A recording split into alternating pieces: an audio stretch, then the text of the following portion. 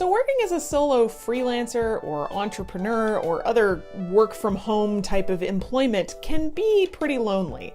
Now don't get me wrong, there are definitely some advantages to working at home, like being able to throw in a load of laundry between answering emails, or the highly coveted never having to get out of sweatpants all day thing.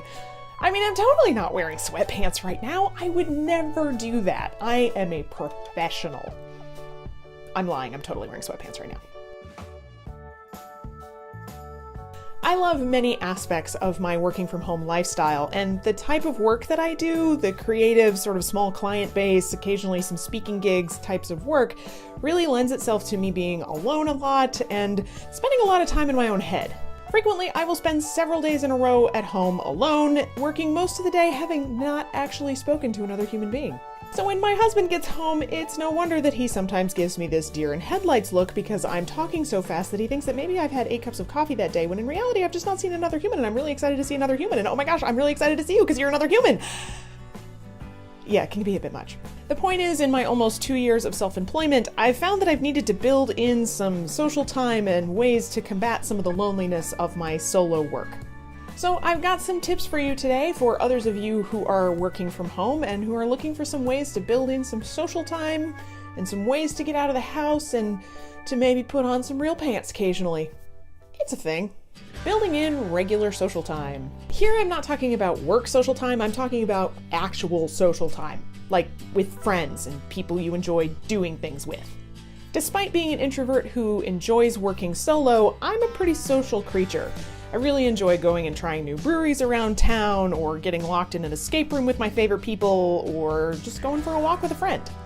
But because all of my friends work too, that time tends to get relegated to the evenings and weekends, which can be kind of limiting, so I've built in other ways to socialize too. Co-working. Have you ever met a colleague at a coffee shop and, chatted for about 10 minutes or so, and then sat in silence while each of you stared at your computer and typed furiously for the next 2 hours? Enter co-working. This lifestyle was pretty much the bread and butter of my graduate school years, so I've become pretty accustomed to the idea of working on solitary things in the presence of other people. I still use this co-working strategy pretty regularly, but I have found that you have to find the right friends or colleagues to do this with, because you can't constantly fall into the trap of chatting all day instead of working, or you'll never get anything done. But conversely, you want somebody who's going to ask you questions or pull you out of your own head occasionally and check in and see how things are going. In my experience, it's kind of a fine balance. Though I'm pretty good at co-working with most people, I do have my short list of friends that I meet with regularly to do this because it just works. Hangouts, Zooms, online chats. Several of my colleagues live in other parts of the country or of the world, and so we really have to make an effort to see one another. Though yes, being on the internet is not the same as being in real life, I understand that, but there can still be a lot of social connection that comes out of regular Google Hangouts or Zoom calls or even text-based Slack group conversations. So for example, I have a couple of colleagues who also have YouTube channels, and we get together fairly regularly to do what we call a virtual coffee shop. Basically, think the co-working that I described previously, but virtually. We hop on a Google Hangout and chat for a little bit, and then workshop some problems that we're each facing in our YouTube work, and then we get down to business. And yes, it's a little bit weird to be on a Google Hangout sitting in silence, but it works. It's surprisingly effective and a great way for me to build in time to connect with my friends and colleagues doing similar kinds of work, even though they're not in my same geographical location.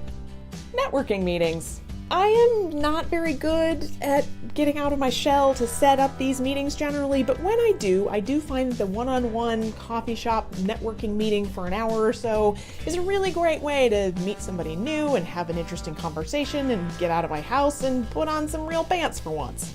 But it also has the advantage of being a short amount of time, so you can pretty quickly escape to the lovely solitude of your own home. These networking meetings can sometimes take a lot out of me, but I have found them to be very energizing as well, to remind me that other people are doing cool work too. Taking a class. I haven't really done this yet, but other people I know have recommended it, and so I might eventually jump in. So maybe it's an exercise class or a writing workshop or a pottery class. Something regularly scheduled to get you out of the house, doing something that you enjoy or that you want to learn, and being around other people while you do it. And you get to choose the degree to which you socialize with others, so if you're not looking to make a bunch of new friends, you can still be cordial and keep it at that. But it does get you out and doing new things and meeting others who are interested in some of the same things that you are. Finding collaborative projects. These could be within your work or maybe in your volunteer efforts, but if your work is primarily solitary, try to find a few projects that you can do regularly with other people. Maybe this is volunteering with your nearby service organization, or maybe it's gigging with some musicians around town. Or if you're like me, maybe it's helping a friend run a weird and cool thing that combines community singing and a love of craft beer called Beer Choir. Yes, it is as fun as it sounds.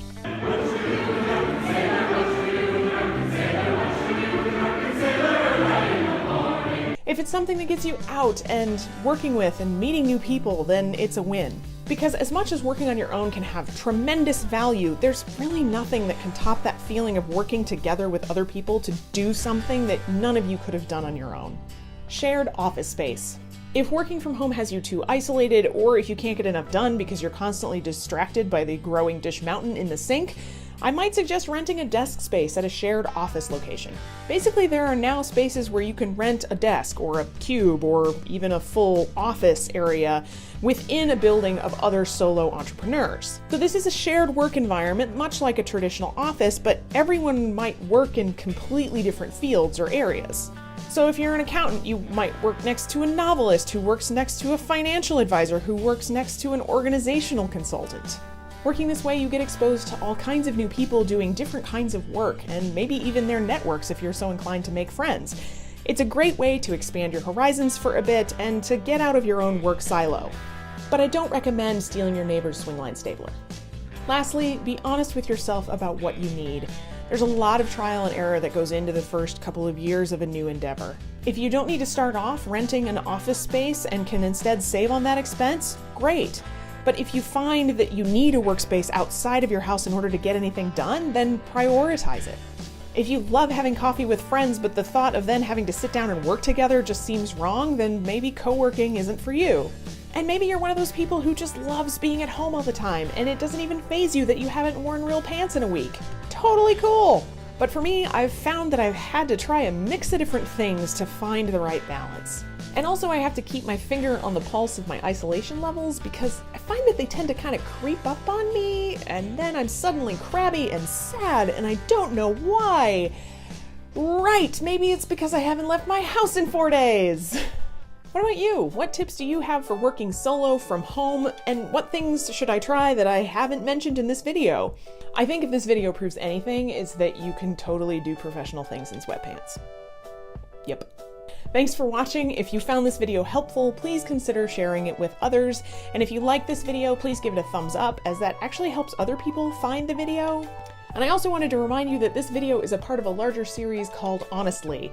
The Honestly series is a combination of written posts and videos and maybe eventually some audio. I'm not quite there yet. And visual? I joined Instagram. That's a thing that happened. The series talks a lot about the ups and downs of life, both in terms of grief and loss and going through some hard stuff, as well as how to build a professional life in the world. So links are in the description to more information about the series if you are so inclined. And if you're watching this thinking, I don't like reading is boring, I just like watching videos, totally cool! What you can do is subscribe to my channel down below, and if you click the little bell icon, then you'll get a little handy dandy notification every time I upload a new video, and you'll get to see it right away. So that's pretty cool. Thanks for doing that, YouTube, I guess. And as always, keep going and keep growing. And maybe put on some real pants occasionally. Well, that was awkward. Okay.